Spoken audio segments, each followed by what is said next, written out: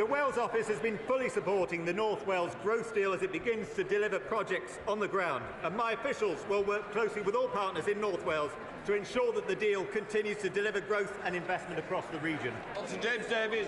Thank my honourable friend for that answer. Perhaps inevitably, not all projects initially identified for delivery through the North Wales growth deal can be progressed, and that applies to the Bodelwyddan key strategic site.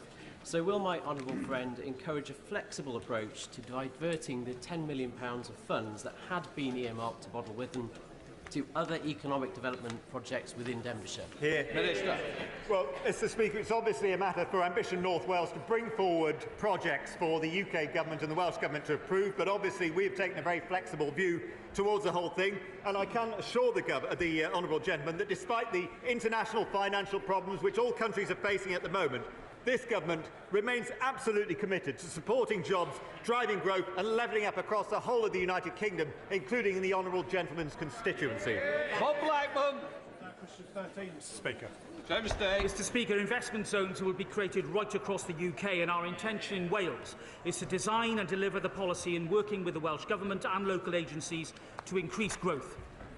I thank my right honourable friend for the answer. And is it incumbent on the Welsh Government to cooperate fully with the Government to ensure the success for all the people of Wales? Okay.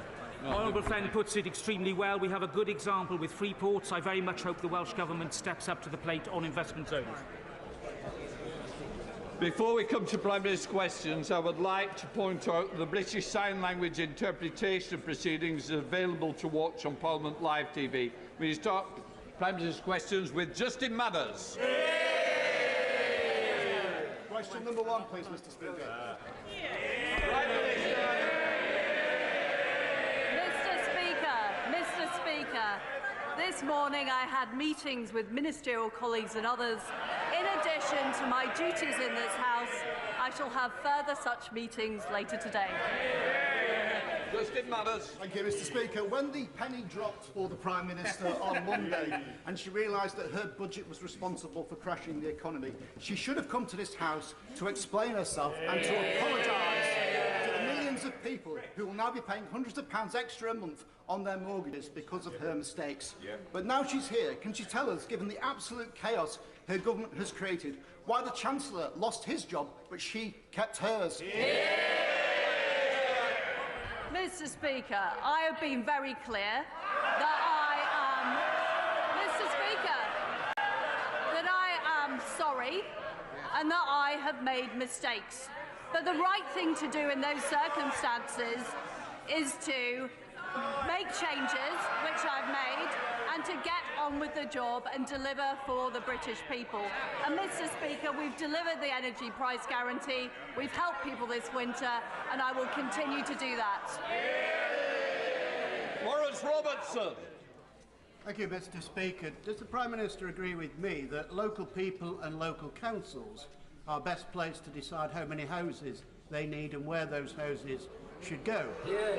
And if she does, will she end the top-down approach to housing targets and reduce or preferably remove the powers of the planning inspectorate?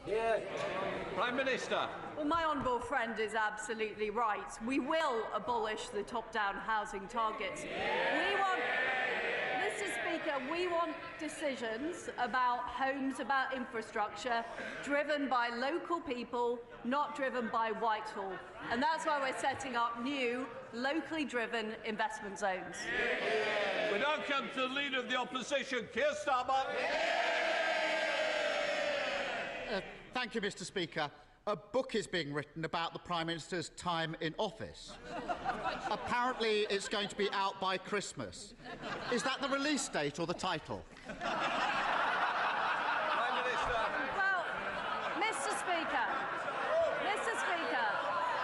I have been in office for just under 2 months, and I have delivered the energy price guarantee, making sure that people aren't paying £6,000 bills this winter.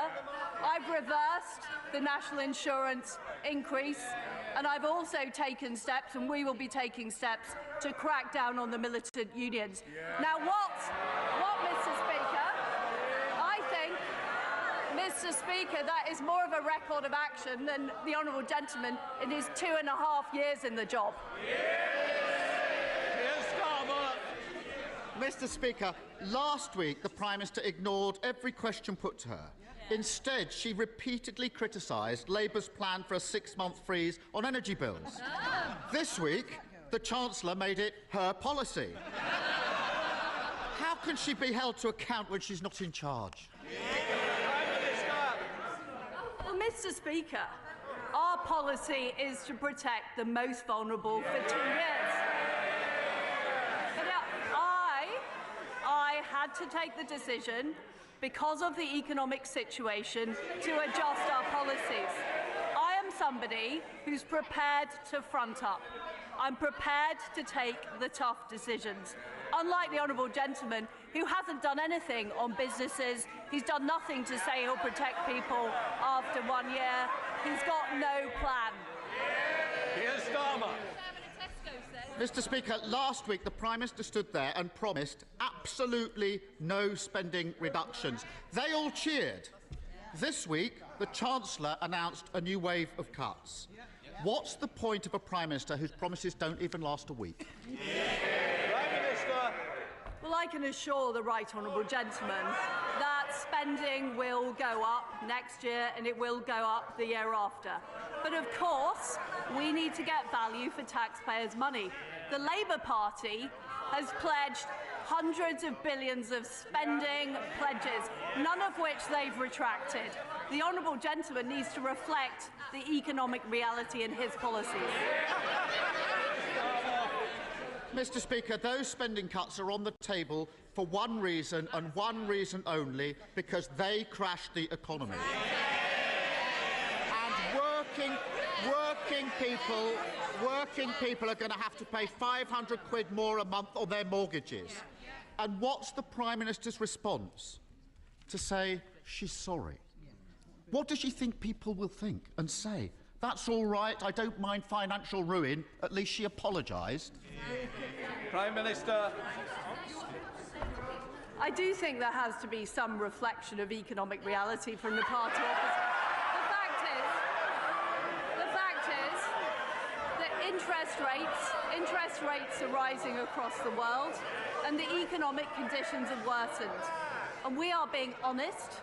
We're levelling with the public, unlike the honourable gentleman who simply won't do it. And what is the honourable gentleman doing about the fact that train workers are again going on strike?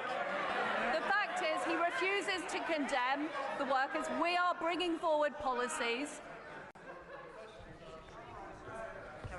Mr. Speaker, we are bringing forward policies that are going to make sure our railways are protected, people going to work are protected. He backs the strikers, we back the strivers. Mr. Speaker, she's asking me questions because we're a government in waiting and they're an opposition in waiting. There's no getting away from this. Millions of people are facing horrendous mortgage repayments, and she's admitted it's her fault. She shouldn't have conducted an economic experiment on the British public. But it's not just her. They put her there. They're keeping her there.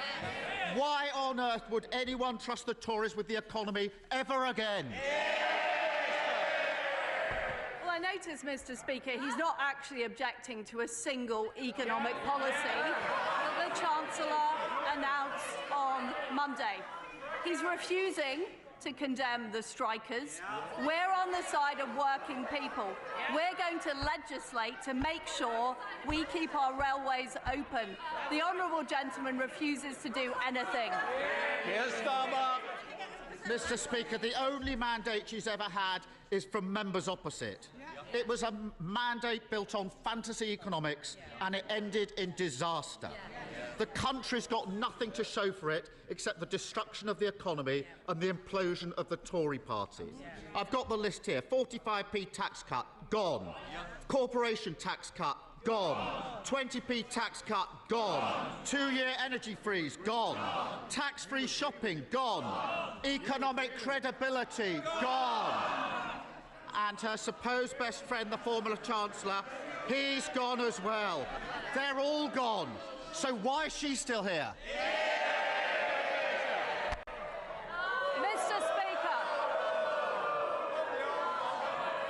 Mr. Speaker, I am a fighter and not a quitter. I have acted in the national interest to make sure that we have economic stability. Prime Minister. Order. Order. I'm going to hear the Prime Minister. I suggest that all members need to hear the answer. Prime Minister. Mr. Speaker, I am a fighter and not a quitter. We have delivered on the energy price guarantee. We've delivered on the energy price guarantee. We've delivered on national insurance. We are going to deliver to stop the militant trade unions disrupting our railways. The honourable gentleman has no idea, he has no plan, and he has no alternative. James Grundy.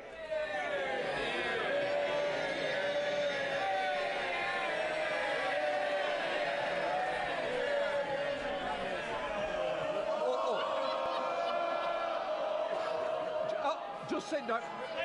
Sit. Can I just say, he's obviously his more popular choice. Come on, James Grundy. You've got a future.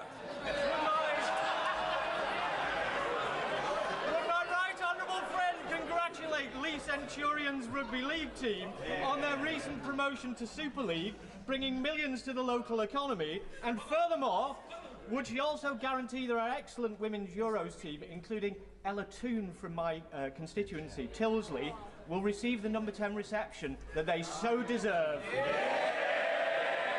Prime Minister. Well, I join my honourable friend in congratulating the Lee Centurions on their return to the Super League. I had the huge privilege of meeting the Lionesses last week, a fantastic team who won a major tournament for us. We will host the Downing Street reception as soon as their training programme makes them available. I look forward to Rugby League invite as well. Let's now come to the leader of the SNP, Ian Black. Thank you, Mr. Speaker. After 10 U-turns in 2 weeks, we're left with a Prime Minister in office, but not in power, and families are paying through the teeth for her mistakes. Her latest broken promise has put pensioners in the front line of Tory cuts. So, can the Prime Minister perhaps turn to her Chancellor right now, get permission to make another U-turn, and commit to raising the state pension at the rate of inflation? Prime Minister. I honestly don't know what the honourable gentleman is talking about, because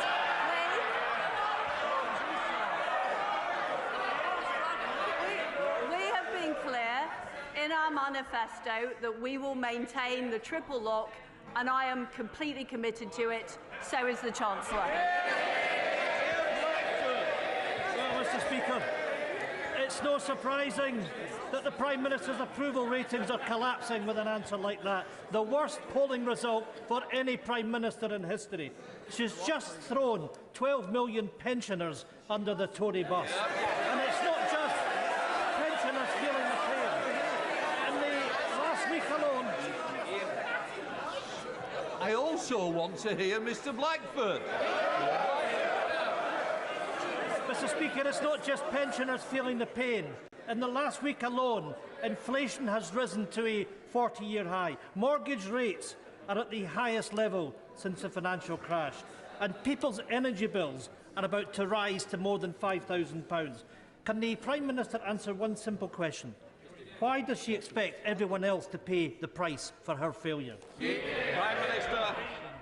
I don't think the honourable gentleman can take yes for an answer. I've been clear we are protecting the triple lock on pensions.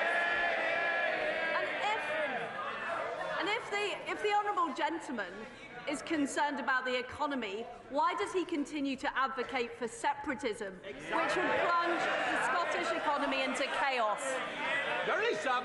Thank you very much, Mr. Speaker. Over the last couple of years, thousands of homes have been proposed or built in Birmingham Northfield constituency, which puts a huge strain on GP and dentist appointments. Would my right honourable friend, the Prime Minister, agree with me that more needs to be done in the planning process to make sure that when we have large-scale developments, we have more capacity in those vital services? Prime Minister. Well, my honourable friend is absolutely right. When we build new houses, we need to make sure there are GP surgeries, schools, infrastructure, and that's why we're introducing a new infrastructure levy to make sure more of the money from developers goes on supporting local communities. Ed Davey. Mr. Speaker, millions of family carers have been forced to cut back on food and heating. One told Carers UK, "My son is incontinent. If we don't wash him in warm water several times a day, this will cause him to physically decline." So how do we pay for the gas to heat the water if we are currently at max budget? Vulnerable people and carers are struggling enough already in this cost of living crisis, Mr. Speaker. So will the Prime Minister guarantee that support for the vulnerable, including carers allowance, will rise by at least today's inflation rate of 10.1%? Prime Minister.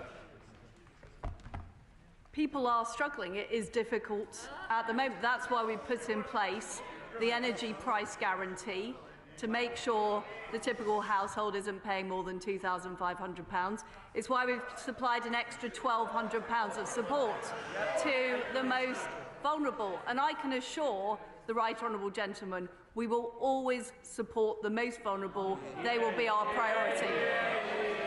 Hey, Jones. Thank you. Thank you, Mr. Speaker. Brecon and Radnorshire has a proud military footprint. Not least the Cambrian Patrol exercise, which I visited last week. It is considered the Olympic gold medal in infantry training, attracting teams from across the world to compete in a 60-kilometre march over 2 days in the Brecon Beacons. Will the Prime Minister join me in congratulating all those who took part, not least the team of Gurkha soldiers from the Infantry Battle School in Brecon who took home a coveted gold medal, further cementing Brecon's special place in the UK Armed Forces? I join my honourable friend in thanking everybody at Brecon Barracks who organises the exercise Cambrian Patrol each year. It is a world-class training exercise, and I congratulate Brecon's Gurkha soldiers for their fantastic achievement of a gold medal. Well done. Dr. Philippa Whitford. Thank you very much, Mr. Speaker. It took just 5 working days for the Prime Minister to crash the pound, damage pension funds and send people's mortgage costs spiralling. Her new Chancellor may have reversed almost all of her policies, but the damage has been done, and we now face yet another round of Tory cuts and austerity. So I'd like to ask the Prime Minister and those sitting behind her, why is she still at the dispatch box, and when will voters get their say on this disastrous government? Prime Minister. We are facing very, very difficult economic times. I took the decision I had to in the interest of economic stability. And what is important is we work together, including with the SNP, to get through this winter and grow the economy. David Jones. Thank you, Mr. Speaker. The Prime Minister is to be commended for securing the passage of the Northern Ireland Protocol Bill through this House without amendment before the summer recess. Can she confirm that it's the government's intention that the bill should remain unamended, and in particular that the European Court of Justice should have no jurisdiction in any part of the United Kingdom? Prime Minister. I am completely committed to the Northern Ireland Protocol Bill. It deals with the very specific issues we face in Northern Ireland, the free flow of trade, and also making sure that the people of Northern Ireland are able to benefit from being part of the United Kingdom. And I can tell my honourable friend that any negotiations will reflect the same position that is in the Protocol Bill. Dave McHillier. Mr. Speaker, we understand that this afternoon's vote on fracking is deemed a confidence vote in the Prime Minister.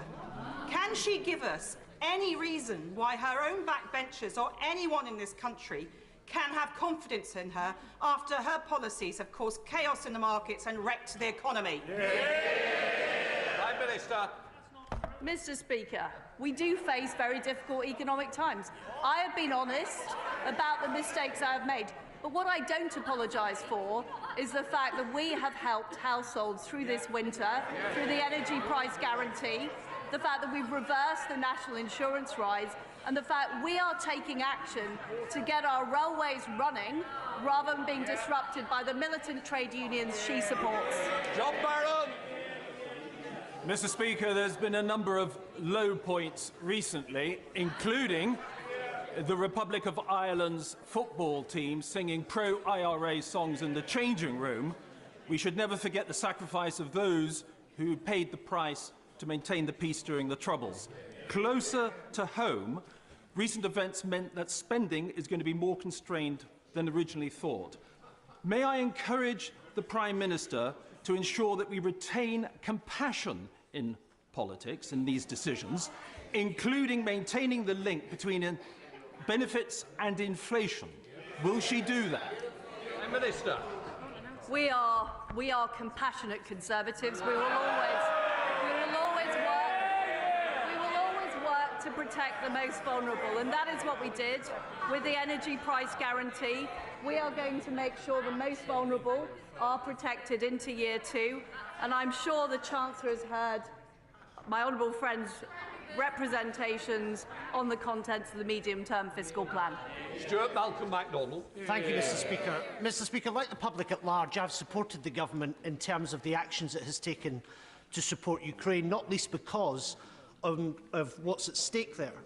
But right now, in order to maintain that support, as the public deals with rising prices, inflation, mortgage costs and much else, Ukraine fatigue is a real and present danger.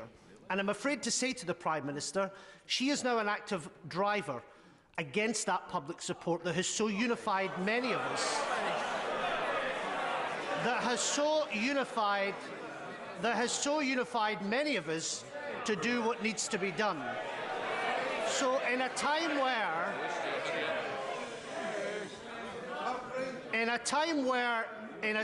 resolve in support of Ukraine needs to be steeled, will she make sure that she commits from the dispatch box that the economic and military and political support won't be another casualty under this Prime Minister?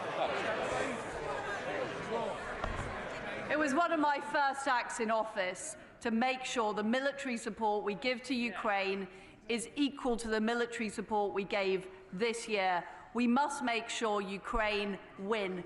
They can win, they will win, and they must win. Mr. Speaker, I would like to thank the Prime Minister for sticking by her words and giving communities in Fylde the final say on fracking. But as always, the devil is in the detail.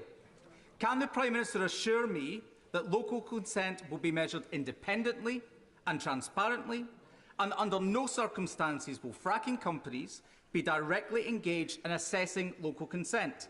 And if people in Fylde say no, that view and that decision will be respected and acted upon by this government? Well, I very strongly agree with my honourable friend. I know this is something he cares deeply about. I can assure him that we will consult on the robust system of local consent, give clear advice on seismic limits and safety before any fracking takes place. And the consultation will consider all of the relevant people, the regional mayors, the local authorities and parishes, as well as the concerns of those directly affected. And my right honourable friend, the Business Secretary, will be saying more about this later today. Kate Osborne. Thank you, Mr. Speaker. Privatisation does not work. It doesn't work for our NHS. We have another Amber Alert in the NHS Blood Service, a service that this week's Chancellor sold when he was Health Secretary. And it doesn't work for our postal service, with Royal Mail Group taking £758 million in profit last year, yet our universal service obligation is at risk. Workers' pay conditions and 10,000 jobs are at threat. Will the Prime Minister continue to let obscene amounts of profit be made while services are cut and stamp prices rise, or will she launch an inquiry into the gross mismanagement of Royal Mail? Prime Minister. What we need is an efficient postal service that delivers for people across this country, and that's what I'm focused on, not making ideological points. Duncan Baker. Thank you, Mr. Thank you, Mr. Speaker. When I was in business, it was a real privilege to employ very many talented, bright young people. I always found that when you believed in somebody, when you gave them the opportunity, they went on to thrive in their career. That's why tomorrow, in North Norfolk, I'll be launching my new scheme, the 100 Apprenticeship Challenge, to drive 100 new apprenticeships all over a rural constituency. Would the Prime Minister please thank not just my DWP office and Julia Nix, who's been fantastic, the district councils, the county councils, and an awful lot of stakeholders who worked for over 6 months to deliver this fantastic scheme to drive growth and jobs for young people across my constituency. Well, I do want to thank Julia and her team for the fantastic job they're doing, and also you as the local member of, my right honourable friend as the local member of Parliament. Apprenticeships are a fantastic way for people to learn and gain experience, and I'm proud that we've created 5.1 million apprenticeships since 2010. Smith. Mr. Speaker, the Prime Minister's Chief of Staff is in hot water after lobbying on behalf of a Libyan warlord and big tobacco. It turns out he's also lobbied for PPE giants Sante Global. Is it wise to have a lobbyist at the centre of Downing Street? Prime Minister. Mr. Speaker, all appointments in Downing Street are properly checked through the propriety and ethics process, and that is the way that we do it in a completely impartial way. Andrew Mitchell. Thank you, Mr. Speaker. When my right honourable friend was Foreign Secretary, I know that she was acutely aware of the importance of British soft power acting in our national interest.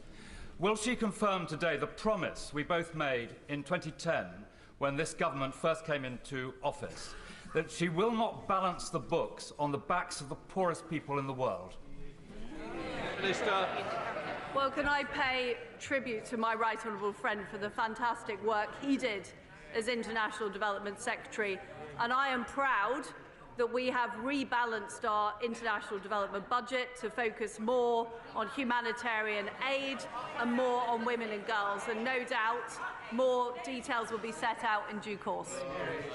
Sarah Owen. Thank you, Mr. Speaker.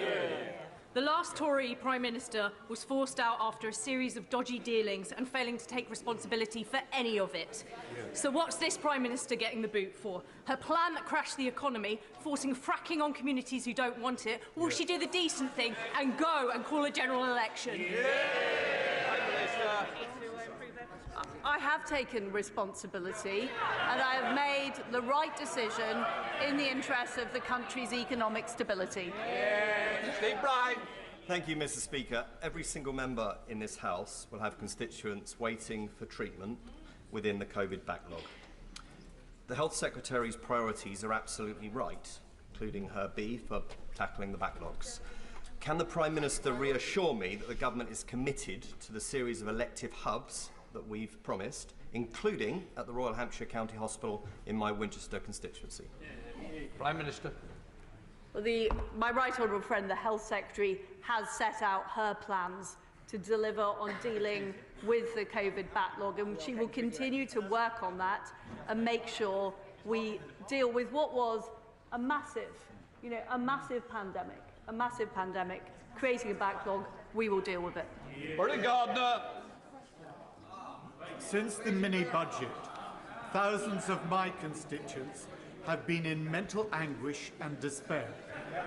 I recognise that the Honourable Lady has faced a week of mental anguish and despair herself. She has had people angry with her, she's had people who have mocked her. But having had that experience, what will she now do to improve the health care, the mental health care for people in this country, so that the anguish that they face in the coming months is properly responded to and dealt with? My right honourable friend, the Health Secretary, has set out a very clear plan of how we're going to deal with the backlog created by COVID, how we're going to make sure people get timely GP appointments, and how we're going to improve on the services in our hospitals, including mental health services. Waitley. Thank you, Mr. Speaker. The government is facing tough choices, but people living with dementia face unlimited care costs, and that is not a choice. Can my right honourable friend assure me that she is committed to social care reform to end that worry and relieve pressure on the NHS? Prime Minister. Yes, we are committed to social care reform. We do need to deal with those issues. Creasy. Thank you, Mr. Speaker. It's always better to see a Prime Minister at her desk rather than underneath it. And now that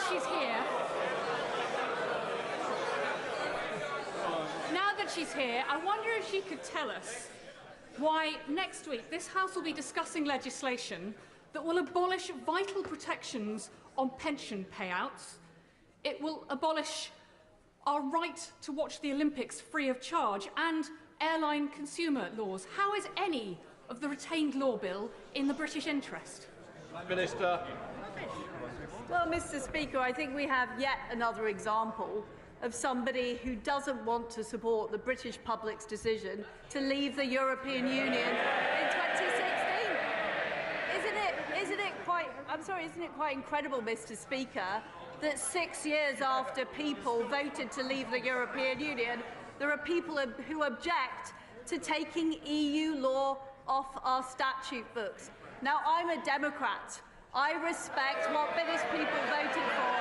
I suggest the Right Honourable Lady does the same. Richard Graham. Mr. Speaker, 30 years ago, the Westminster Foundation for Democracy was created out of the war in Bosnia so that democracies could flourish and freedom and prosperity come with it.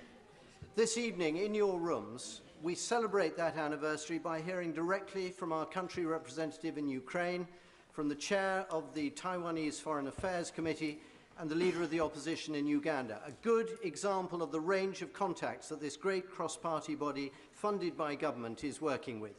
Can I ask the Prime Minister if she agrees that this is a vital contribution by our government and our people to democracy around the world, and will she encourage members around the House to join us this evening? Prime Minister. Well, the Westminster Foundation for Democracy does a fantastic job, and I think we know from what has happened in Ukraine, the appalling war perpetrated by Vladimir Putin, just how precious democracy is and how much we need to do to work with our friends and allies to protect democracy around the world. And I do encourage colleagues from all sides of the House to attend the event tonight. That now completes Prime Minister's questions. I'll let the House clear.